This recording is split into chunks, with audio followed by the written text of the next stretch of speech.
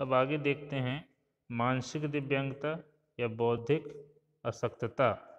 मानसिक दिव्यांगता में सूझबूझ, तर्क एवं ग्रहण क्षमता का अभाव होता है।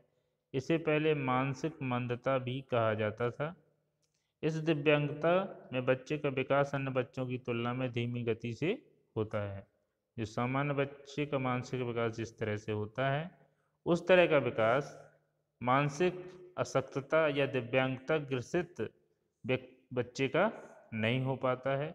इस दिव्यांगता से ग्रसित बच्चे दैनिक कार्यों के लिए दूसरों पर निर्भर रहते हैं। दूसरों मतलब माता पिता, अभिभावक या परिवार के सदस्यों किसी न किसी पर निर्भर रहते हैं। अपने सभी कार्य, दैनिक कार्य जैसे कपड़े पहनना, जूता मोजा पहनना, स्नान करना, भोजन ग्रहण करना, कई तरह की जो दैनिक कार्य हैं उनको नहीं कर पाते हैं ठीक से। कभी कभी ये सही भी हो जाती हैं, कभी कभी जीवन भर बनी रहती हैं। श्रवण दिव्यांगता की बात करें तो श्रवण का मतलब सुनने से है। सुनने में जो अक्षमता होती है उसे श्रवण दिव्यांगता कहते हैं। किसी व्यक्ति का पूरी तरह से ध्वनि सुनने में अक्षम होना श्रवण दिव्यांगता कहलाता है। ध्वनि को बिल्कुल ना सुन पाए, यह कान के, कभी कभी ये आंशिक भी हो सकती है, यह कान के पूर्ण विकास के अभाव या कान की बीमारी या चोट लगने की वजह से हो सकता है। सुनना सामान्य रूप से बोलने एवं भाषा के लिए प्रथम आवश्यकता है। इस बात को बहुत अच्छे से ध्यान रखिएगा बच्चों। सुनना सामान्य रूप से बोलने एवं भाषा के लिए प्रथम आवश्यकता है।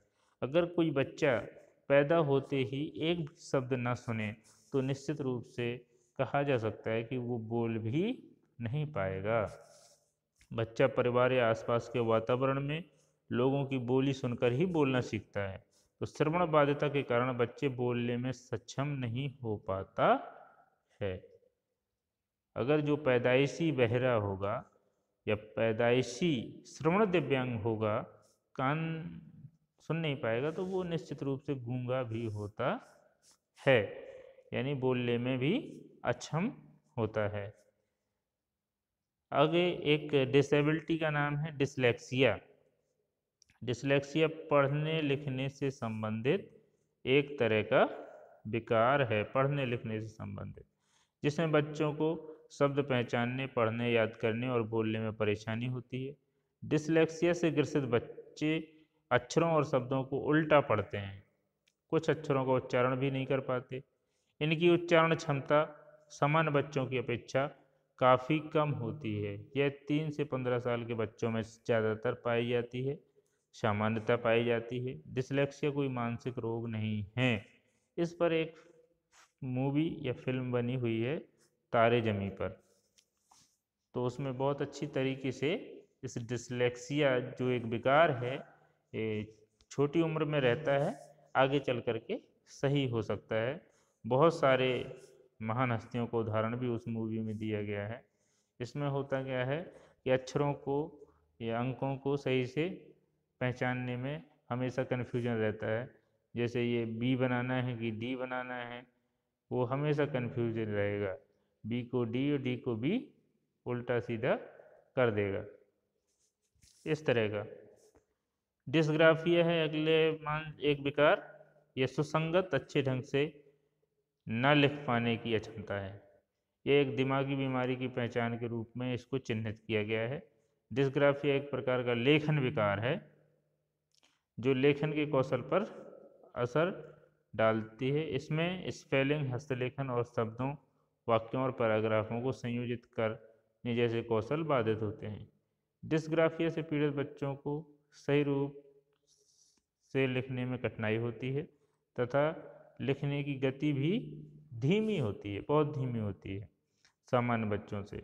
अच्छा, इस डिस्ग्राफिया सुसंगत ढंग से ना लिख पाने की एक अक्षमता है। तो इसको इस हिसाब से देखा जाए तो बहुत सारे बच्चे सुसंगत ढंग से नहीं लिख पाते हैं, तो सभी डिस्ग्राफिया से ग्रसित नहीं हैं। अगर वो कोशिश करें और उनमें सुधार आ जाए तो निश्चित रूप से उनमें डिस्ग्राफिया नहीं है। अगर बहुत प्रयासों के बावजूद भी अगर कोई बच्चा सुसंगत ढंग से लिखने में अक्षम रहता है, अशक्त रहता है तो कहा जाएगा कि वो डिस्ग्राफिया से ग्रसित है। आगे एक बहुत महत्वपूर्ण बात है, चोट लगने पर प्राथमिक उपचार। तो प्राथमिक उपचार पहली बात तो क्या है, प्राथमिक उपचार घर में या अचानक कहीं पर चोट लग जाए या कोई बीमारी अपना लक्षण प्रदर्शित करने लगे तो उस दौरान दिया गया इलाज प्राथमिक उपचार कहलाता है। प्राथमिक उपचार चिकित्सक का विकल्प नहीं है, ये ध्यान हमेशा रखिएगा। यह मतलब नहीं है कि अगर हमने प्राथमिक उपचार दे दिया है तो अब डॉक्टर के पास जाने की ज़रूरत नहीं है।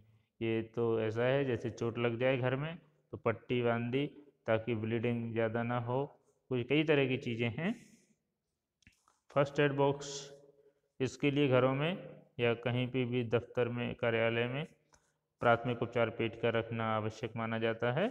प्राथमिक उपचार पेटी में कौन कौन सी वस्तुएं हो सकती हैं, जैसे जो अस्पताल में उपयोग की जाने वाली रुई, पट्टियाँ, गौज, पेन, कैंची, डॉक्टरी थर्मामीटर, चम्मच, गिलास, साबुन, तौलिया छोटा वाला, माचिस, टॉर्च, खपच्ची इत्यादि।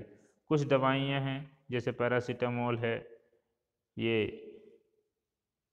Paracetamol, Dettol, tincture, glucose, ORS के पैकेट, पेन बॉम यानी दर्द से राहत देने वाले बॉम या मलहम, एंटीसेप्टिक क्रीम, नमक, शक्कर इत्यादि। पैरासीटामोल टैबलेट बुखार उतारने के लिए, ग्लूकोज तथा ORS का पैकेट उल्टी, चक्कर रोकने का काम करता है। एंटीसेप्टिक क्रीम तथा डिटॉल घाव को संक्रमण से बचाने के लिए उपयोग किया जाता है। और भी दवाएं रख सकते हैं और उसके बारे में आप एक कागज़ में लिख करके रख सकते हैं कि ये किसकी दवा है और समय आने पे उसका उपयोग कर सकते हैं। और यहाँ पे महत्वपूर्ण बात ये है कि हमें डॉक्टर की सलाह के बिना कोई भी दवा नहीं खानी चाहिए। प्राथमिक उपचार पेटी में मलहम और तेज गंध वाली दवाओं और खाने की दवाओं को अलग अलग रखना चाहिए।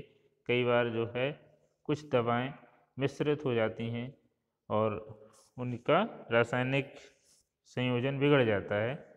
दवाएं खरीदते समय, उपयोग करते समय अंतिम तारीख अवश्य देख लेनी चाहिए, यानी कि एक्सपायरी डेट। ऐसी दवाएं जिसके उपयोग की तारीख निकल चुकी है उन्हें प्राथमिक उपचार पेटिका से निकालकर एक अलग उनके स्थान पर नई दवाएं लानी चाहिए और उनको नष्ट कर देना चाहिए जो एक्सपायर हो चुके हैं। यात्रा पर जाते समय प्राथमिक उपचार पेटी अवश्य ले जानी चाहिए। यहाँ पे एक्सपायरी डेट के बारे में लिखा गया है कि दवाइयाँ जो भी आती हैं तो उनके रैपर्स में चाहे सिरप हो चाहे दवाइयाँ हो, निर्माण की तिथि यानी मैन्युफैक्चरिंग डेट और अंतिम तिथि यानी एक्सपायरी डेट लिखी रहती है। तो खरीदते समय देख लें, पता कर लें कि कब तक इनकी एक्सपायरी डेट है। एक्सपायर्ड दवाएं नुकसान कर सकती हैं, जानलेवा भी हो सकती हैं। आगे हमारे आसपास किसी भी को चोट लगने, जलने, पानी में डूबने, जहरीले जानवर के काटने, नक्सीर फूटने, कुत्ते के काटने जैसी दुर्घटनाएं हो सकती हैं और होती भी रहती हैं। ऐसे में क्या प्राथमिक उपचार करना चाहिए, यह भी जानना आवश्यक है।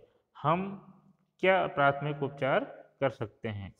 तो बच्चों, इस विषय के बारे में अगर कक्षा 6, 7, 8 में जो खेल एवं स्वास्थ्य की पुस्तक चलती है उसमें देखेंगे तो बहुत सारे उपाय बताए गए हैं। फिर भी इसमें भी कुछ उपाय हैं। यदि चोट गंभीर हो तो चिकित्सक को बुलाना चाहिए या पीड़ित व्यक्ति को चिकित्सक के पास ले जाने का प्रयास करना चाहिए। घायल अंग से रक्त बह रहा हो तो उसे बंद करने का प्रयास करना चाहिए, क्योंकि अधिक रक्त बह जाने से प्राणों का खतरा हो सकता है, यानी जान भी जा सकती है। तेज बहते हुए रक्त को रोकने के लिए हाथ को हृदय से ऊंचा रखना चाहिए।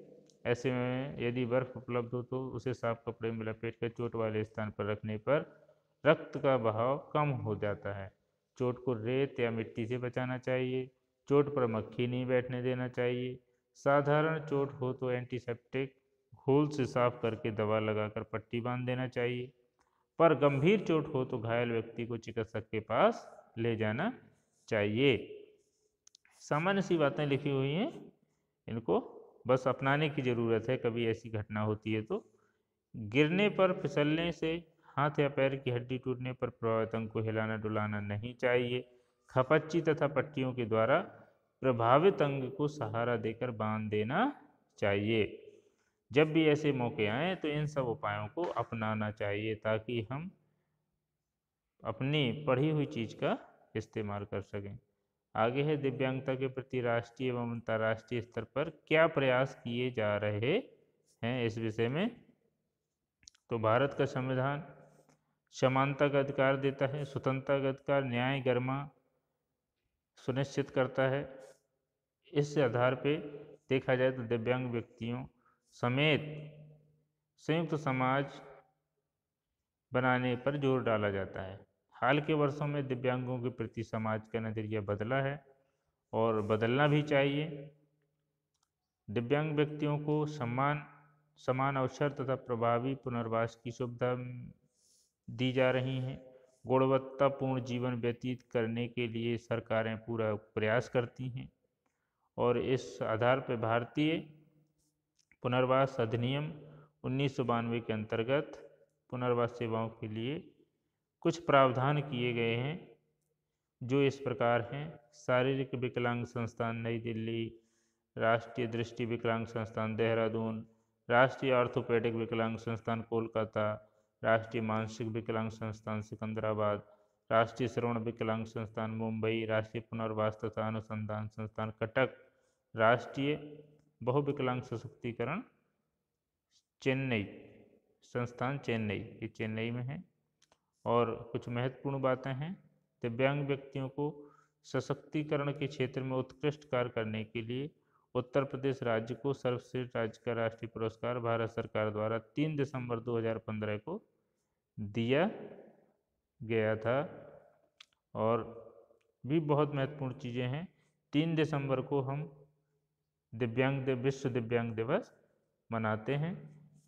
और ये जितनी भी कुछ और जानने बातें वाली पट्टी होती है इसको ज़रूर ध्यान से पढ़ा करें बच्चों। इसमें बहुत ही इम्पोर्टेंट बातें लिखी रहती हैं। आइए आगे बढ़ते हैं। अंतर्राष्ट्रीय विकलांगता विकास कंसोर्टियम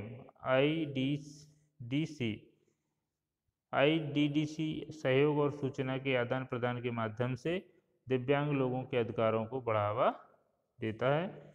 मोबिलिटी इंटरनेशनल USA अंतर्राष्ट्रीय विकास और दिव्यांगता कार्यक्रम दिव्यांगों और विकास के प्रतिभागियों के रूप में दिव्यांग लोगों को शामिल करने के लिए दिव्यांगता समुदाय और अंतर्राष्ट्रीय विकास समुदाय के बीच एक पुल के रूप में कार्य करता है। लास्ट में दिव्यांगजनों के प्रति सामाजिक दायित्व, और हम सभी समाज के अंग हैं तो हमारा दिव्यांगजनों के प्रति क्या दायित्व बनता है इसको आप पढ़ सकते हैं। हमें जहाँ पर भी दिव्यांग मिलें हमें उनकी मदद करनी चाहिए, उनको हीन दृष्टि से नहीं देखना चाहिए। अगर कोई सड़क पर कोई दिव्यांग है तो उसकी सड़क पार करने में मदद करनी चाहिए, और भी किसी भी मोड़ पर हमें दिव्यांगों की मदद करनी चाहिए। और सरकार तो कर ही रही है, हमें उनके साथ में सहानुभूतिपूर्ण रवैया अपनाना है, तभी हमारा देश आगे बढ़ पाएगा।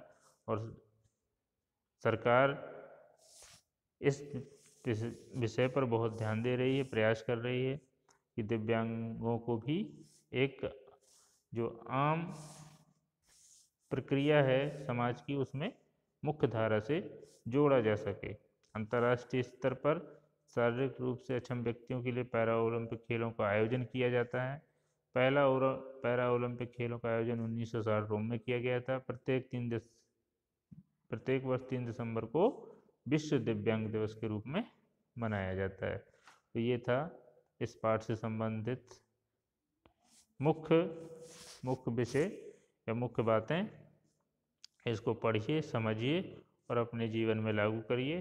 साथ ही साथ स्वयं से छोटे छोटे क्वेश्चन आंसर्स को हल करने का प्रयास कीजिए।